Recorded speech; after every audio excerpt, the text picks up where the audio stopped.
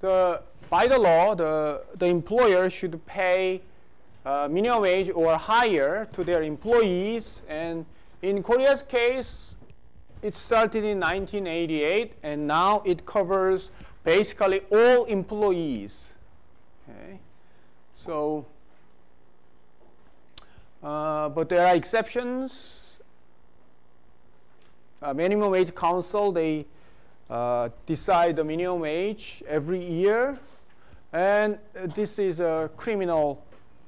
If you violate minimum wage law, it's a criminal offense, so you may be imprisoned or fined. And there are some exceptions, but not much. So trainees and employees with disability. Okay, so I showed you the trend of hourly minimum wage. So as you can see that it has been basically increasing every year. So now it's up to a little more than 6,000 won per hour this year. Every year, as you know, that deciding minimum wage is a very controversial issue. Like it repeats every year. So it's because that employers generally want the minimum wage to be kept low, and the employees want a higher minimum wage. The trade unions want higher minimum wages. Okay, so that is a very interesting issue about how to decide the minimum wage. In Korea's case, we use the minimum wage council, so it's outside the parliament, or in Korea's case, assembly. But in some countries, they use actually the Congress or assembly or whatever it's called, the body of the elected officials. They decide the minimum wage. For example, in the U.S., the federal minimum wage is determined by the Congress. So to change the minimum wage, the Congress should vote for the change in the minimum wage. So actually, I think this year, the trade unions actually wanted to change the system of Korea of determining minimum wage from minimum wage council to National Assembly. So there is pros and cons that the National Assembly should determine the minimum wage or not. It works both ways. No? If you have representatives who want minimum wage increase, then if you go through, let's say, Parliament or National Assembly, you may see the increasing minimum wage. But if the political climate changes, then it may not happen, the increasing the minimum wage, actually. So, for example, in the US case, what happens to generally the federal minimum wage is that it's difficult to change the minimum wage. It's difficult to pass a law to change the minimum wage into Congress. So most of the times, it's just nominally it's fixed, like for a long period of time, like 10 years, 15 years, it's basically fixed. Because it's written in a nominal term, actually in the US case, in nominal term. In some countries, the minimum wage is adjusted automatically by inflation and some other factors. But in our case, there is no automatic adjustment. Basically, it's in a way, the adjustment is done by the minimum wage council every year. So it's in a way, it's a adjustment system, but it's not automatic. So there is also an idea that we have to introduce like automatic adjustment system, all those things. But at least in the United States, that it's fixed every year. Basically, it's fixed for a long time. If, let's say, the conservative if the conservatives are the majority in the Congress, generally it's fixed. And what happens is that because of the inflation, the real value of minimum wage actually falls every year pretty much. So that's what usually happens in the United States. Yeah, it also differs by state, so that's what I was going to tell you. So in the US, the system is a bit complex because there is a federal minimum wage, and there is also the state has its own minimum wage. even smaller geographic, let's say, entity can set up their own minimum wage. For example, let's say Los Angeles can set up their own minimum wage. So it can go down to local level, okay, as well. So in the United States, it's in general, it's not necessary, it's not 100%, but in general, the state minimum wage is higher than the federal minimum wage. So that's usually the case. But it's sometimes the state minimum wage is lower than the federal minimum wage. So that's what usually happens. And so federal level is the case. Okay. In Korea's case, actually, there has been lots of suggestions about how to change the minimum wage. So one thing I mentioned is that we have to change the system of determining the minimum wage. And then there's some suggestion that, as I said, automatic adjustment by inflation or by the cost of living. Or there's some suggestion that we have to have different minimum wages for different cities or different areas because of their living expenses differ by area to area or by occupation or by age groups. Or so there are different suggestions. And there you can find the examples of each suggestion in some countries. Okay? For example, Japan has like different minimum wages according to area. So there is different ideas. In Korea's system, it's in a way it's pretty simple that we have national minimum wage for each and single place. For every place in Korea, we have only one minimum wage, and adjustment is done by minimum wage council. Okay. Minimum wage council, I said, it's composed of 1/3 trade union, 1/3 employers group, and 1/3 the neutral group appointed by the government.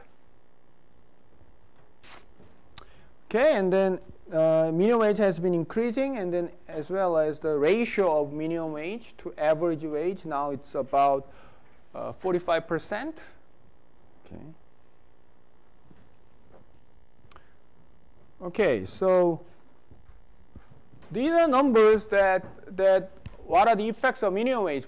It's reported in a way that what it shows here is that these are number of workers who are affected by minimum wage. How they calculate it is the number of workers whose wage rate is below the minimum wage rate. So in this case, this is basically shows the number of people whose wage rate is below the 2016's minimum wage level. So the idea is that these people should be affected by the minimum wage. Their wage will increase pretty much. That's what. So as you can see that as the minimum wage level has been increasing, these people has been increasing. So higher minimum wage generally means the more people will be affected. And these are the percentage affected, and now it's like almost 20%. Okay? So you can see that in a way that about 18% of the workers are potentially the recipients of minimum wage. Okay? So our minimum wage workers are, it's 1 in 5. Okay, crudely say, you can say the 1 in 5. Okay, so that's what it is. And then this graph shows the actually. Okay, by the law, everyone should get the minimum wage or higher. But in reality, that's not true. Okay, in reality, lots of people actually get less than the minimum wage. Okay, I mean, one group of people are obviously the legal exceptions, like as I said, like trainees or people with disability. But a lot of them, actually, majority of them are just people who just get the wage lower than the minimum wage for whatever reason. It's actually illegal, but it happens. Okay, but you should be careful about these graphs. One thing is that this is from the statistics called the Labor Force Survey of Korea. Labor Force Survey every year, actually twice, only 2 times every year, they ask the respondents, the survey respondents, their monthly salary. Okay, and this one, and then how they calculate hourly wage, the monthly salary divided by their monthly hours of work. Okay. Now, obviously, you can see that there can be lots of errors in reporting the monthly salary, because people generally do not exactly report their monthly salary. They just simply cannot do it. Okay. Second, they simply cannot report exact hours of work. So there are lots of errors in it. Okay. So the actual numbers are not likely to be these numbers. These are just the very error-prone numbers. You should first keep in mind that because it's just reported by the people. Okay.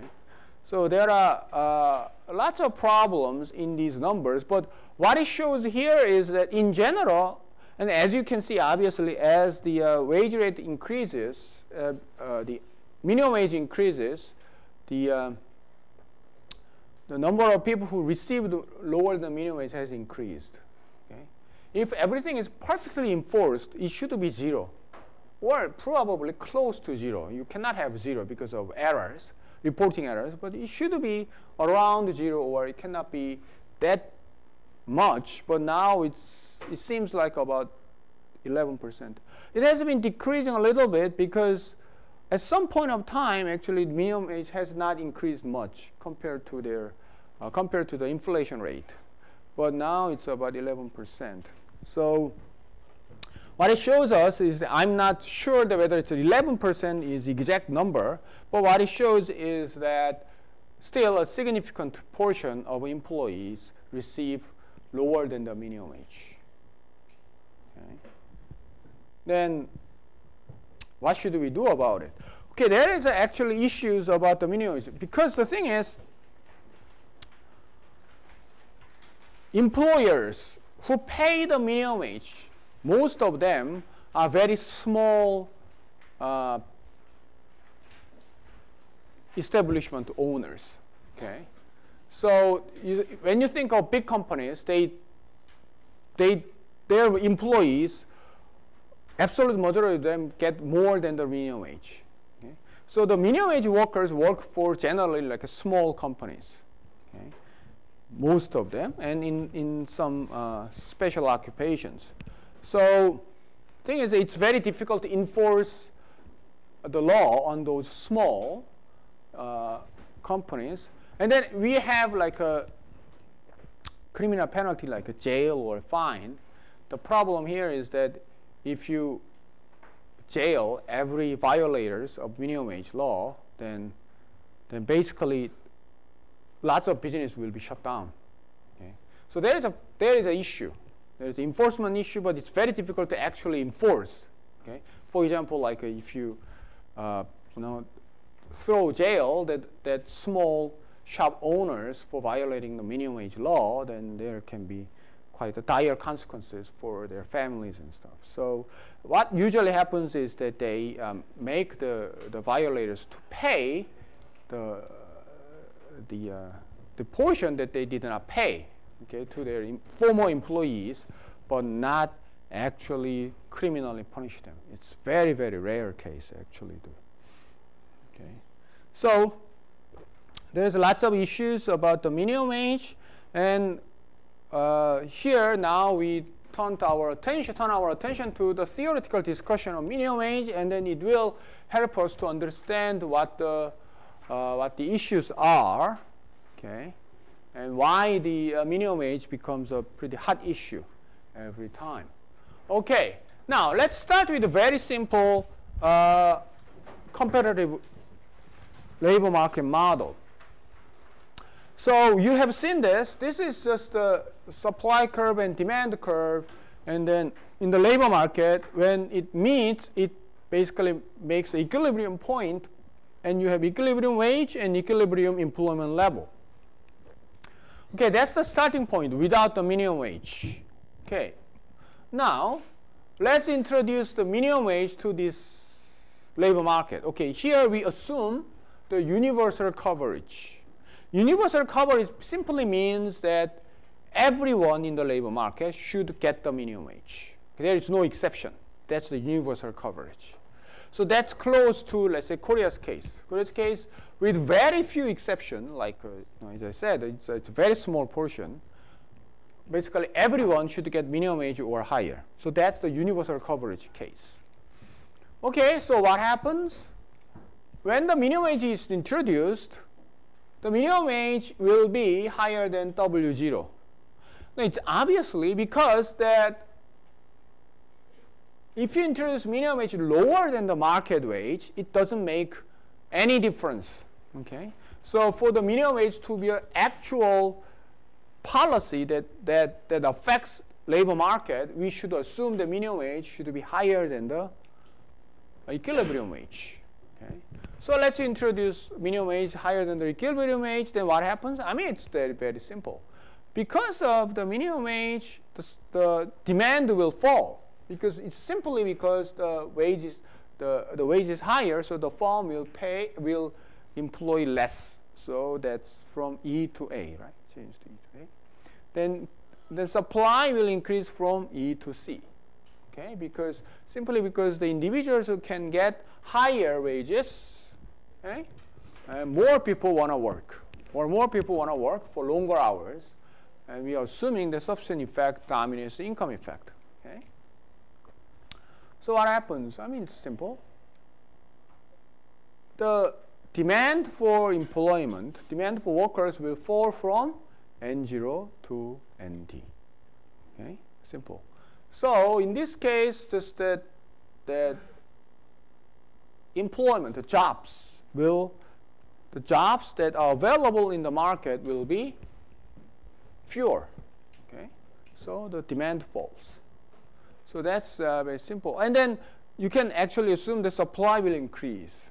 Okay? What happens here is that actually in the perfectly functioning market, there is no unemployment. Everyone who wants to work, get the work. But in this case, these people want work, but these number of people cannot find work. So there is unemployment. Okay? So what happens here is that under the universal coverage, if the labor market is perfect, and if you introduce minimum wage, okay, it will decrease employment level. Okay. So what it means is that people will lose jobs.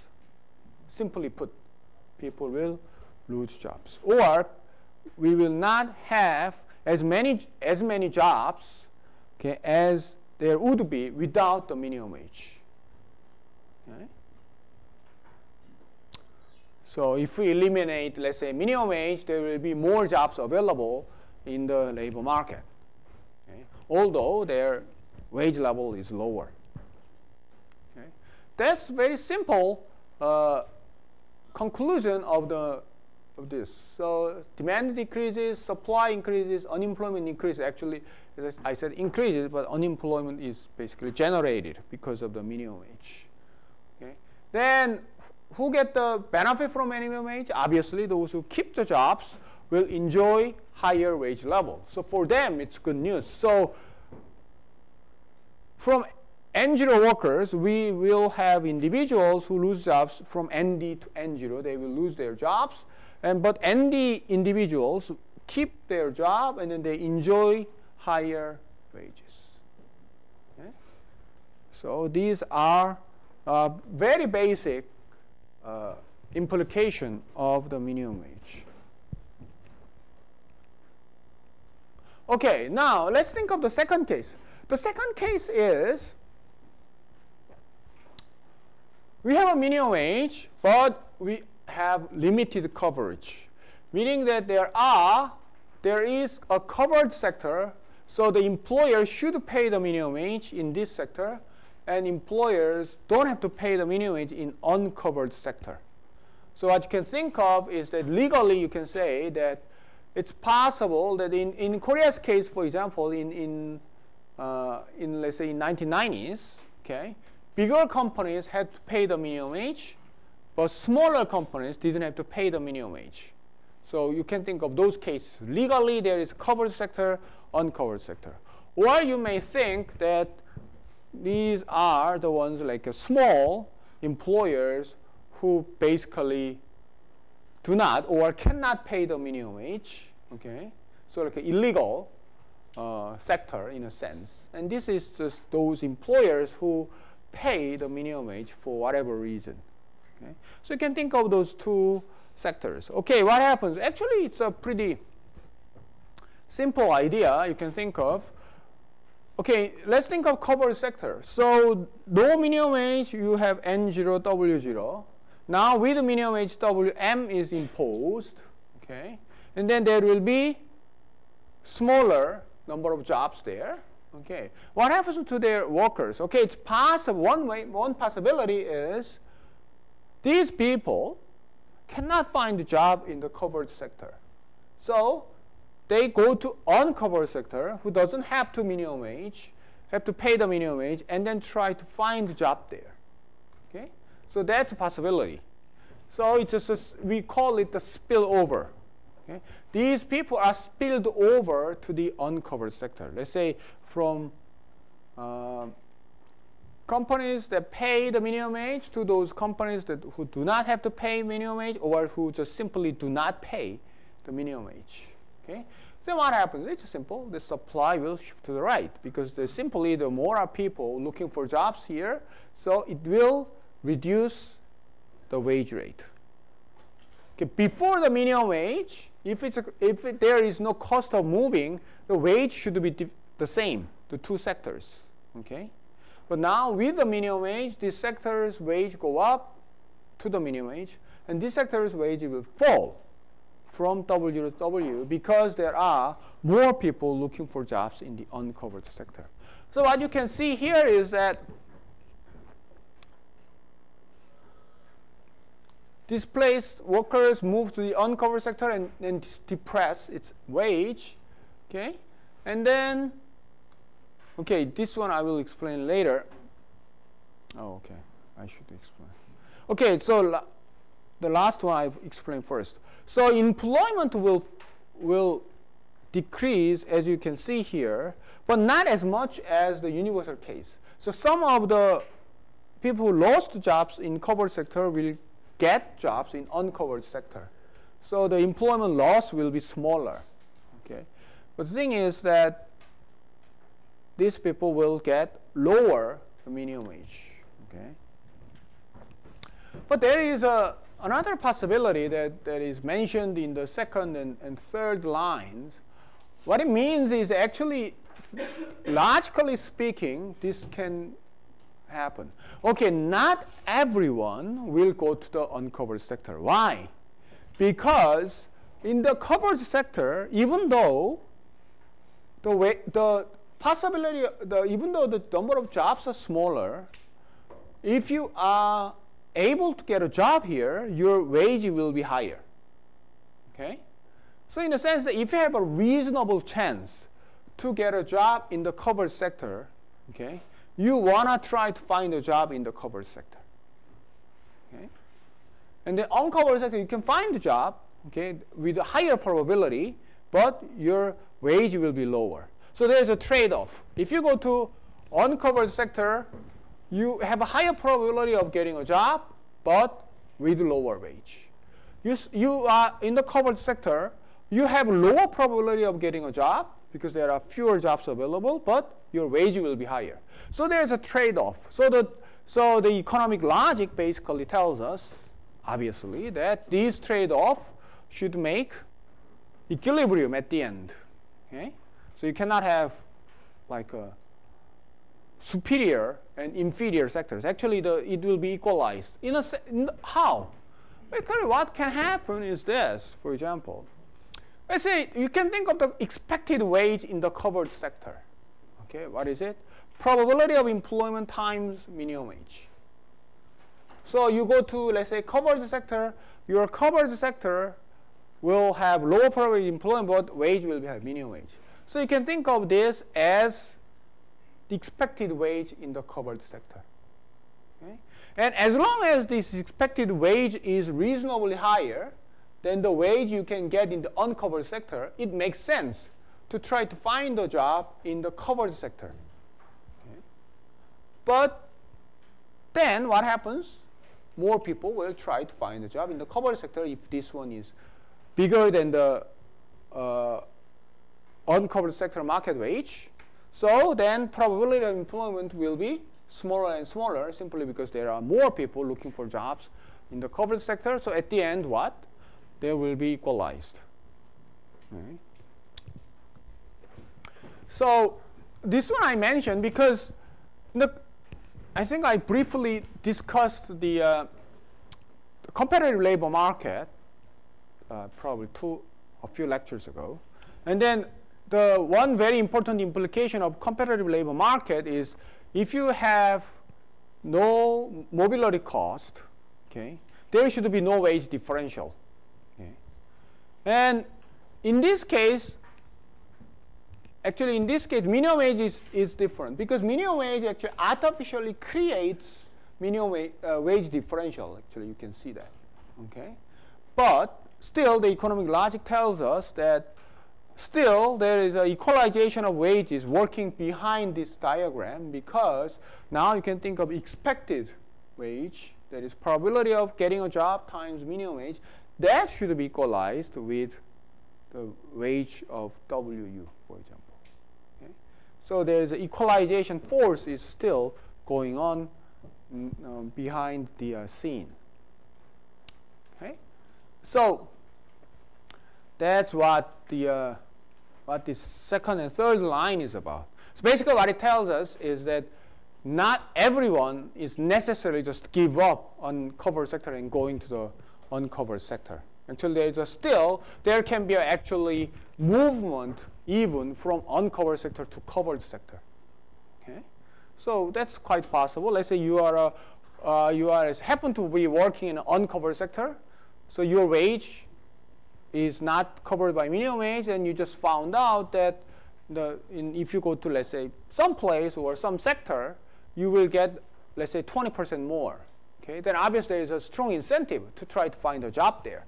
So actually, creating the minimum wage can actually, I mentioned the movement from covered to uncovered sector, but there is actually movement from uncovered to covered sector as well, as long as this expected wage in the covered sector is high enough. Okay. So that is the second one. So what it tells us, I mean, basically what it tells us is pretty simple. At the end, minimum wage will decrease employment. Okay. So there's an issue of how much, by how much. But economic theory tells us that in normal circumstances, okay, in competitive labor market, for example, the minimum wage will decrease employment level. And that means some people will lose their job because of minimum wage, or you can say it the other way, some people will not be able to find a job because of minimum wage, which they could without the minimum wage. Okay? So, crudely speaking, if we, let's say, get rid of minimum wage in Korea at this moment, and this theory tells us that we will have more people employed, okay, in our economy with likely lower wage rate. Okay? So that's a trade-off. That's the basic trade-off of minimum wage. That's the basic trade-off of minimum wage. You know, in economy and probably most in real life, there is always a trade-off. There is a good thing, but good thing does not come for free, right? There is always a cost. So what is the minimum wage? Well, minimum wage, in a way, there is a gain in the sense that people will enjoy higher wages, so they will probably enjoy better, better quality of life because they can, buy more things.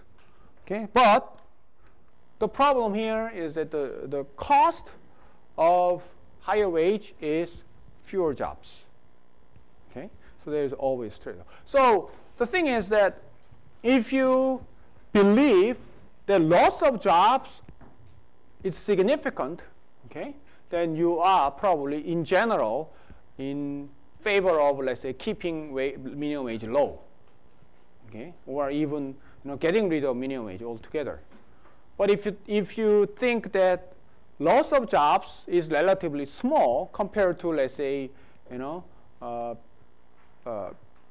improvement in quality of life because due to higher minimum wage, then you are probably will, in general, in favor of higher minimum wage, right?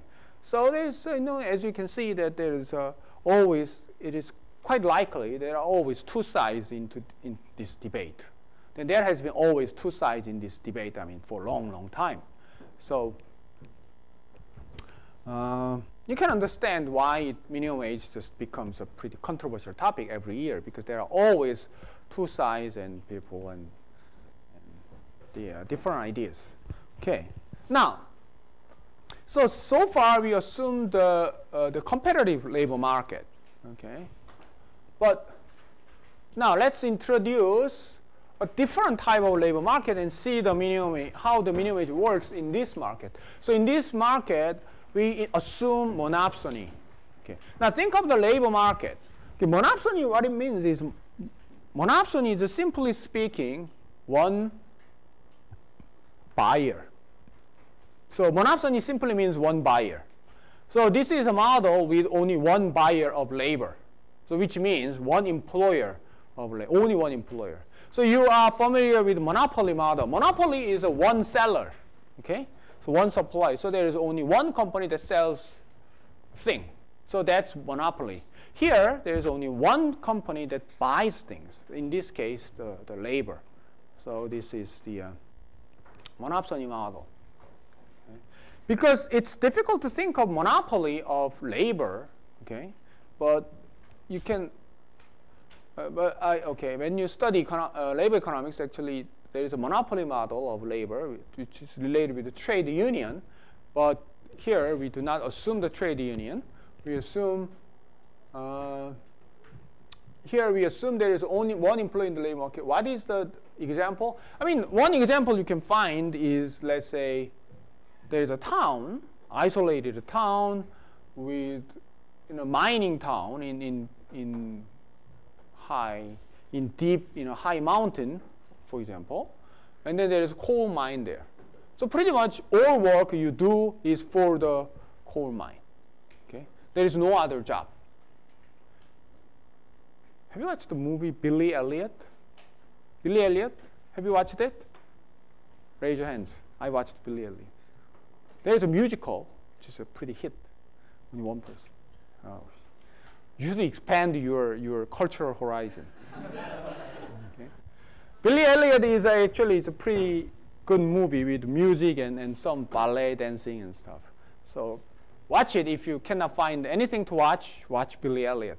And now they have they have a musical, I think in the US, in London, and if you have money, fly there and watch the musical. But Billy Elliot is about a boy growing up a mining town in England, actually, in UK. And then if you watch, I just mentioned it because when you watch the movie, every adult in the movie works for mining company. Okay, so that's the monopsony case. Okay, so in this town, it's actually very kind of backward town in England. I think it's close to Durham, and then there's a big mine there, and a coal mine there. Everyone works for it, pretty much everyone. There's a few exceptions, but that's very. So think about it, okay? Think of mining town. Think of a village. Okay, you imagine a village with people, little people, and then there is a coal mine. Okay. So that imagination will help to understand how this market works. Okay. A monopsonist faces upward sloping market labor supply curve. Okay, because this is not a competitive market, okay, so there is only one buyer. Okay, so this one buyer deals with the whole market of workers. Okay, so let me give you an example. Imagine a small, as I said, imagine a small village with the little people. Now let's number these little people. Okay, let's say there are 100 people there. And there is a person 1, person 2, person 3, 4, 5, 100. Okay? So we just name the potential minor 1, potential minor 2. So potentially, this minors. If you work, they're going to become minor. 3, 4, and then 100. Okay?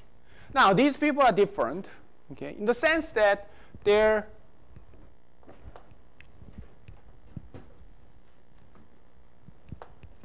reservation wage is different, okay? Because of their preference or because of their non-labor income, their reservation wage is different, okay? Got that? So, make it things simple. Let's say reservation wage for person 1 is $1. Person 2, $2. Person 3, $3, $4. Okay, you get the idea, right? And then we have, okay? Get it? So this person probably have very strong taste for leisure or richest potential minor in this village. Or this is poorest or very person who has very strong taste for consumption. So whatever. So we just kind of order it by their reservation wage. Okay? So this is basically the market labor supply curve. Why? If the coal mine pays $1, this company will be able to hire 1 person because the person 1 will show up, right? But the other people will just stay away because their reservation is greater than. And if it's $2, okay, then there will be 2 people, second person. Number 2 will show up, right? So you can think of this as just a labor supply, market labor supply curve schedule. Okay, get that? So this is labor supply curve in this market. Okay, so if you're a monopsonist, if you're a, let's say if you're a competitive market is different. Competitive market assumes that everyone, okay, if you pay only the market wage. Okay?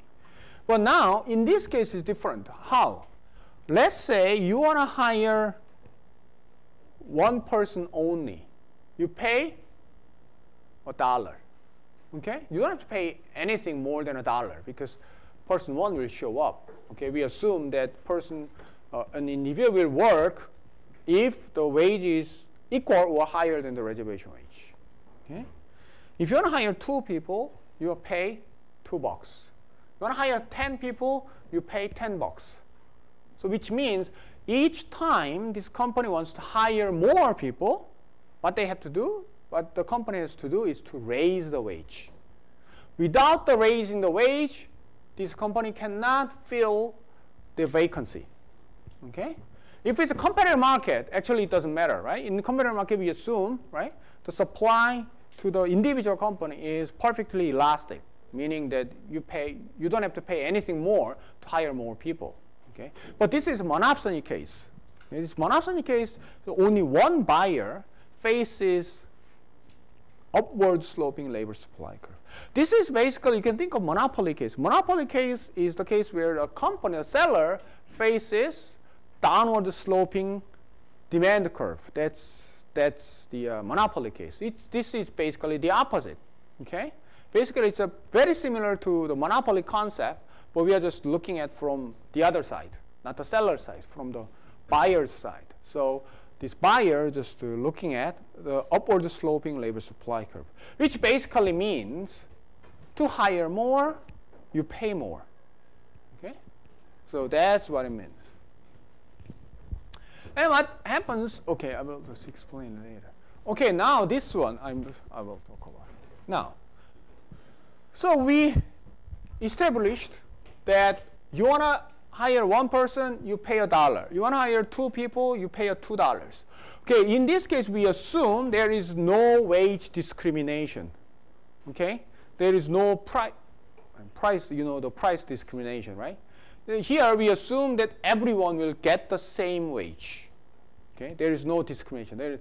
So the firm has no power to discriminate from this discrimination is different from gender discrimination. I'm just talking about the price discrimination. Okay, you know what it means, right? It's similar to price discrimination, basically.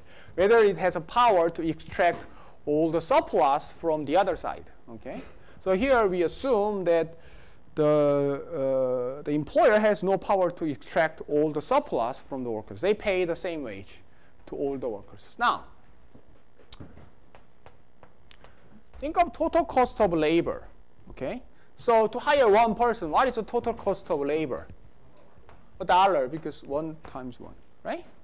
If the company hires 2 people, what is the total cost of labor?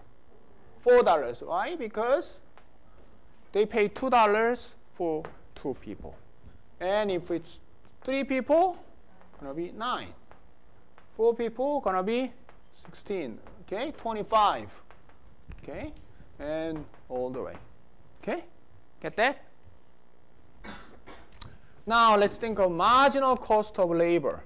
So marginal cost of labor, as it says, basically, what is the cost of labor of hiring one more person?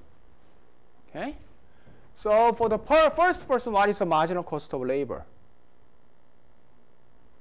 It's let's say you can say it's $1, right? 0 to 1. In 0 you pay nothing. Now you hire one person, you pay $1, right? Okay. Then what is this part? Marginal cost of labor.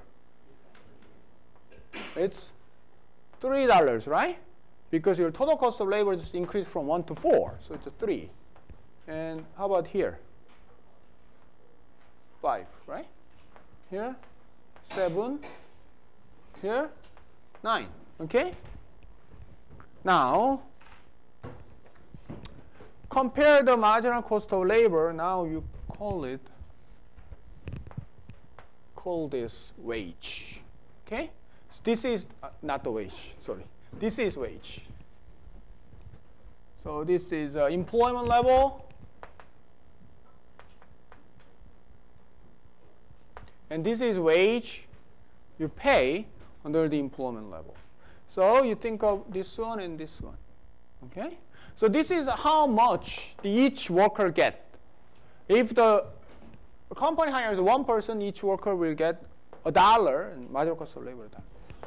Now, if the 2 people is hired, each person will get $2. Okay? And with $2, 2 person will work. But what is the marginal cost of labor? That's $3. Okay? And $3 and $5. Okay? So what happens? Marginal cost of labor is greater than wage rate. Okay? Why? The reason is simple. You hire more person. To hire that one more person, you pay higher wage to attract that one more person. But not only that, you have to pay wage rates to your previous employees. Okay? That's what happens. When you have only one person, you pay $1. When you hire the second one, you pay $2 to the second one. But not only that, you have to pay $1 extra, $1 more to the first person. So same thing happens when you have three people. You pay $3 to attract this third person.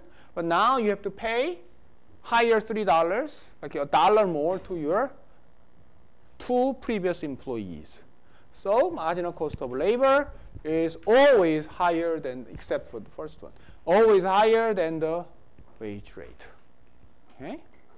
So this is similar to what? Monopoly case. Monopoly case, we have what? Marginal revenue of monopolist is lower than the price. Okay? So basically, the similar, but from the other side, I said. Now, the marginal cost of labor is higher than the market wage. Okay? So, in the competitive case, if I Just remind you again, comparative case, marginal cost of labor and wage basically the same. Okay? You pay the same wage for each person. But here, you pay higher wages for more people. Okay, so then what is the profit maximization? Actually, your marginal cost of labor should be equal to the value of marginal product of labor. Okay? In the perfectly comparative case, actually MCL is just W. Okay? But now it's different. Okay? Wage and marginal cost of labor is different. But what matters? What matters is marginal cost of labor, not the wage itself. Okay. So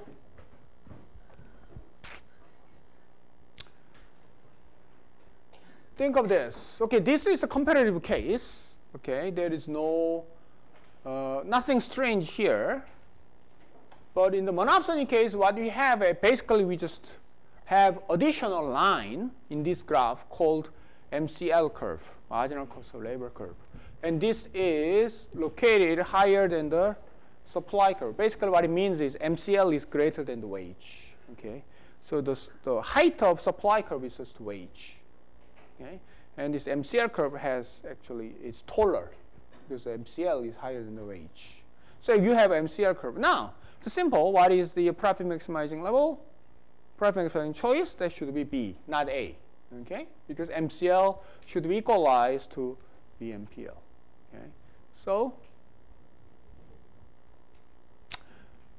wage level, the minimum, the employment level will be EM, not EC. Okay? And the wage they pay is WM. Okay? So be careful that they do not pay the marginal cost of labor as wage. Okay? Wage is paid along the labor supply curve. Okay? So what happens here is that actually it's obvious that under the monopsony, employment level is lower compared to the competitive market, and wage is lower compared to the competitive market. Okay? So all in all, the labor will lose in the sense that they will have lower employment, lower wage. Okay? It's not surprising when you think of monopoly case. Consumer will lose. Okay? They will buy fewer things for higher price. Here, basically, the similar thing happens. Workers will work for lower wage, and then smaller number of workers will be hired. Okay? So that is the basic theory of monopsony. Now, what we are interested in here is to introduce the minimum wage. Okay. Now, what happens to the minimum wage when we introduce it? Okay. Let's use this table to find what happens. Okay, let's introduce the minimum wage of, let's say, $4. Okay? Now the government comes into this town and says, okay, now you coal mining company, you have to pay minimum wage of $4 or higher. Okay? If not, you're gonna be in jail. Okay. So let's say this coal mine is law abiding, so they will pay $4 or higher. So what happens? For the wage rate, $1, $2, $3, now it's illegal. Okay? So they will pay $4 no matter what. Okay? Or higher. So $4, now fifth person, when you hire 5 people, you have to pay $5. So you cannot get away with $4, so you will have $5. Okay? Now we change things. Total cost of labor. What is the total cost of labor with minimum wage? For this one, 8, right? And this one, 12. Okay? Then what is the minimum cost of marginal cost of labor? 4,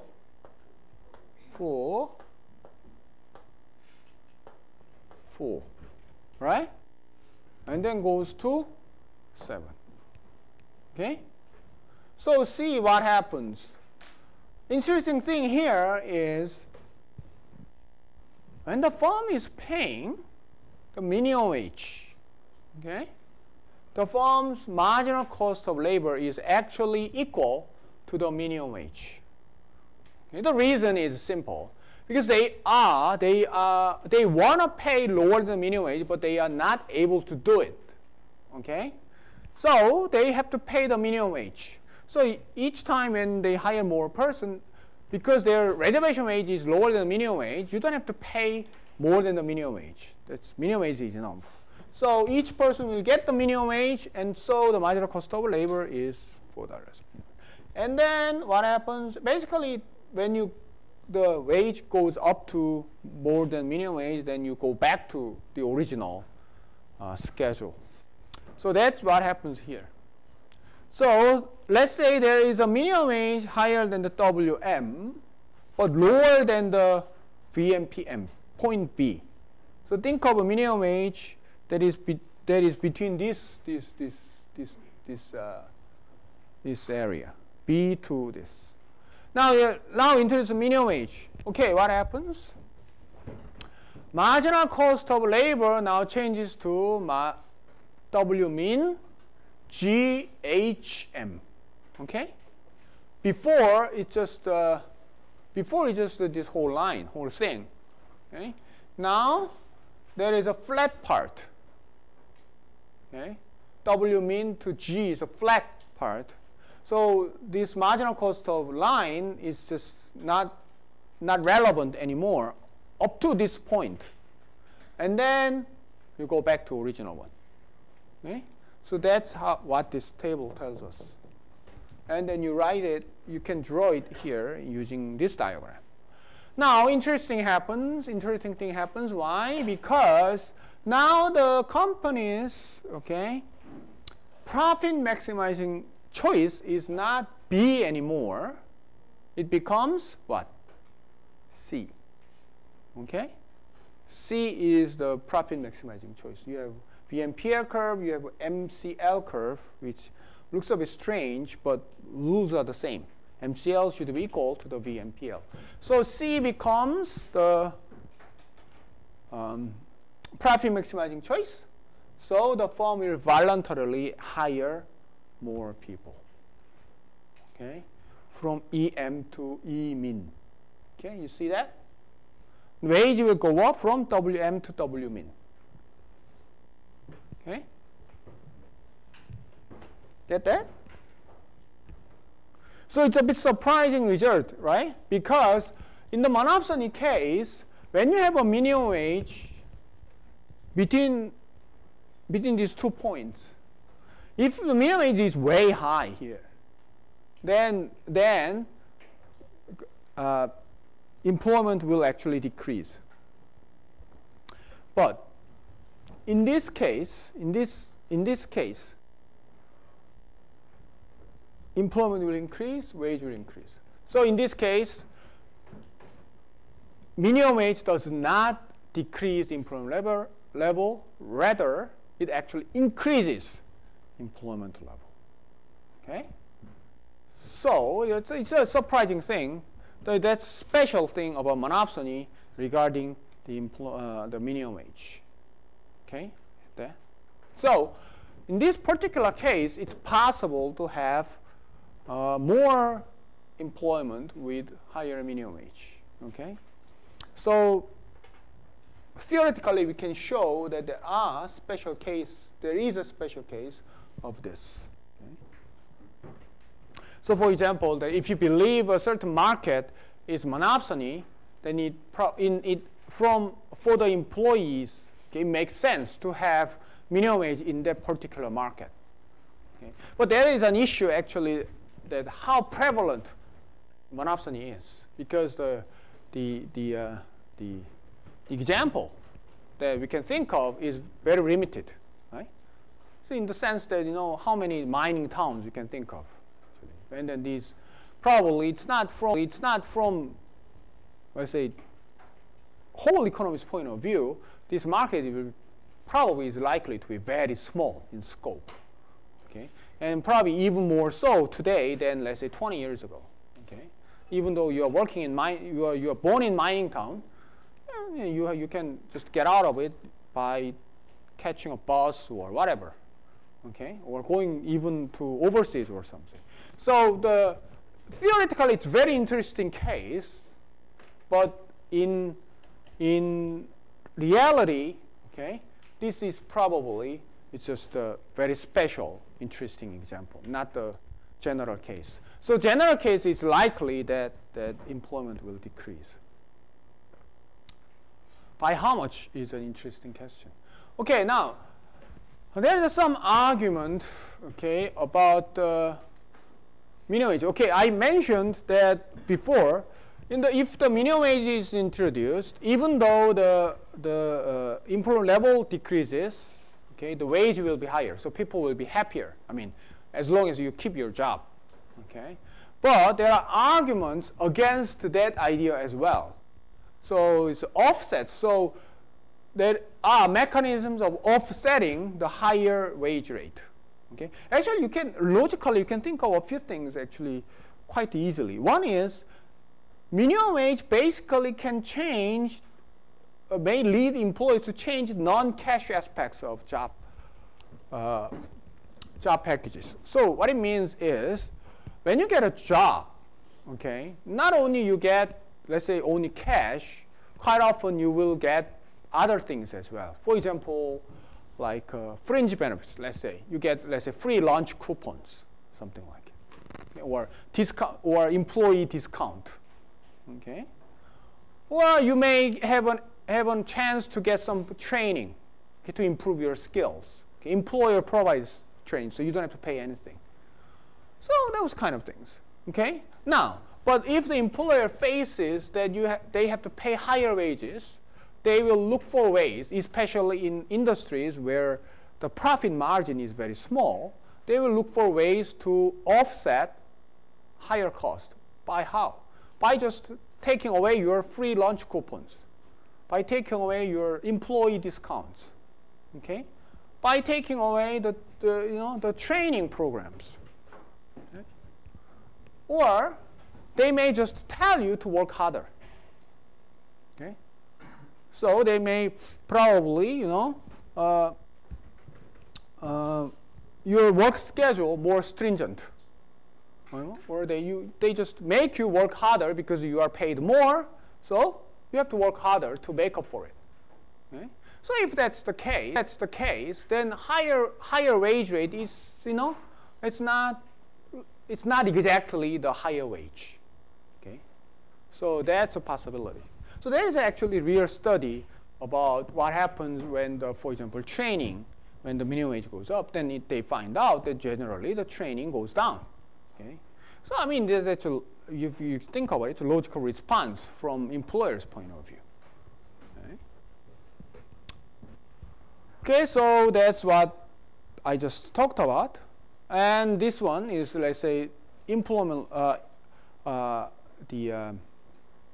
effort level. So workers will put more effort into their work. I mean, they are, in a way, the employer will use a mechanism, and there are many ways of doing it, to make you work harder. Okay? Or they make you just cut down your time for, let's say, rest. Okay? Cut down your lunch time or whatever. Okay? Or they raise the requirement for your workload or whatever. They can do it. So if that happens, what happens? What happens is interesting is that after the minimum wage, and generally, let's say, individuals' work effort goes up. When the work effort goes up, then it may happen that actually labor demand shifts to the left. They need less people. They need just fewer people to do the job, because now the workers will work harder. Okay? So we assumed before the labor demand stays the same, but it may not be true, because workers are required to work harder, so they now need fewer people to actually get the job done. So labor demand will shift left because of the minimum wage. Then what happens? Actually, the decrease in employment level will be even worse. Okay? So with the same demand curve, this is going to be the loss of jobs. Now it's bigger. Okay? So this is an argument of, let's say, having higher minimum wage probably doesn't mean much, okay, at the end. Okay? So that's the idea. So obviously that there is lots of discussions and debates about the effect of minimum wage. I just said that you know, the key issue here is actually, in a sense, key issue here is by how much minimum wage negatively affect employment level. That's the key issue. Okay? So for example, let's say no one loses a job. Everyone gets higher wage. Okay? It seems like a pretty good idea. Okay? So everything, basically this whole debate, the crucial point is how many jobs are actually lost because of the minimum wage. That's the whole thing about the debate. That one we will talk about it in tomorrow, next class. Okay?